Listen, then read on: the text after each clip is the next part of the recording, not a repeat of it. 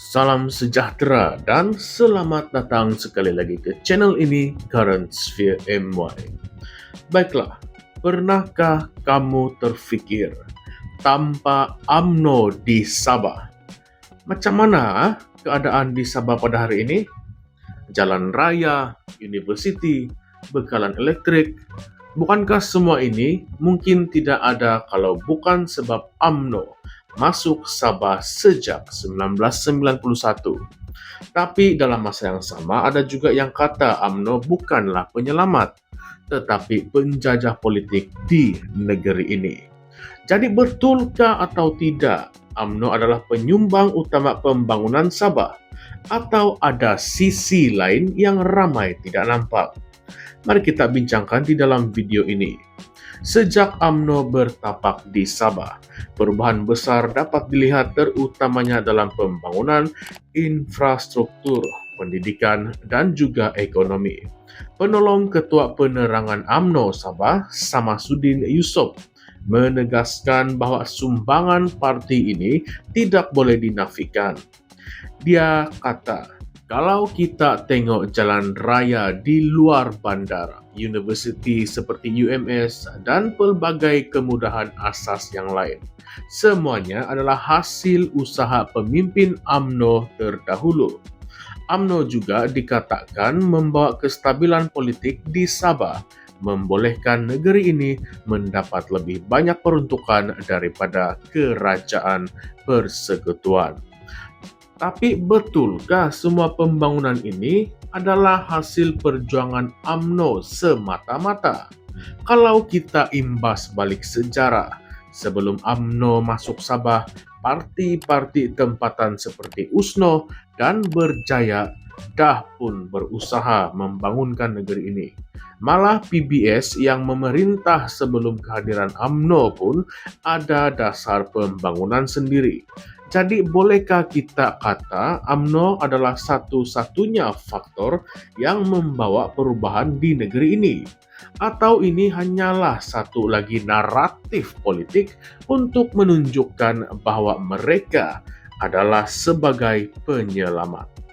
Samsudin juga berkata, UMNO masuk ke Sabah bukan sebab paksaan, tapi atas permintaan pemimpin tempatan yang mahukan kestabilan politik dan pembangunan yang lebih mampan. Nama-nama besar seperti Tun Datuk Mustafa Datuk Arun, Tun Said Keruak, dan Tun Sakaran Dandai disebut sebagai antara individu yang mendukung kemasukan UMNO ke Sabah. Tapi ada satu persoalan yang menarik. Adakah keputusan mereka benar-benar mewakili kehendak rakyat Sabah pada ketika itu? Atau itu hanyalah kepentingan politik mereka sendiri? Kalau kita tengok sejarah politik Sabah, keadaan memang tidak stabil sebelum UMNO masuk. Berlaku beberapa perubahan kerajaan dalam masa yang sangat singkat, menyebabkan ketidaktentuan politik dan juga ekonomi negeri itu. Jadi memang logiklah kalau ada yang melihat UMNO ini sebagai penyelesaian kepada masalah-masalah ini.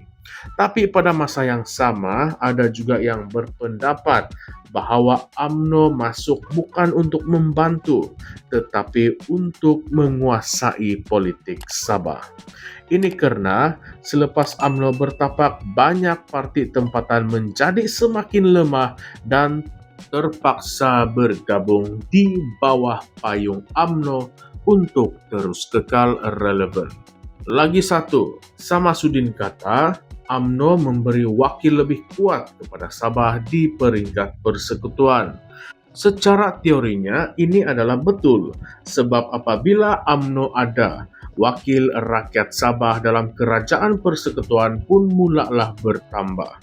Tetapi realitinya sejauh mana wakil-wakil ini benar-benar memperjuangkan hak Sabah?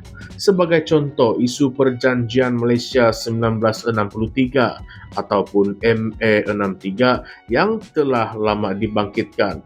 Walaupun UMNO berkuasa berdekad-dekad di peringkat persekutuan, isu otonomi Sabah masih lagi belum selesai sepenuhnya. Jadi, kalau UMNO betul-betul memperjuangkan Sabah, kenapa banyak hak Sabah yang masih lagi dipertikaikan sampailah sekarang? Satu lagi isu besar adalah pembangunan ekonomi dan infrastruktur yang dibawa oleh UMNO.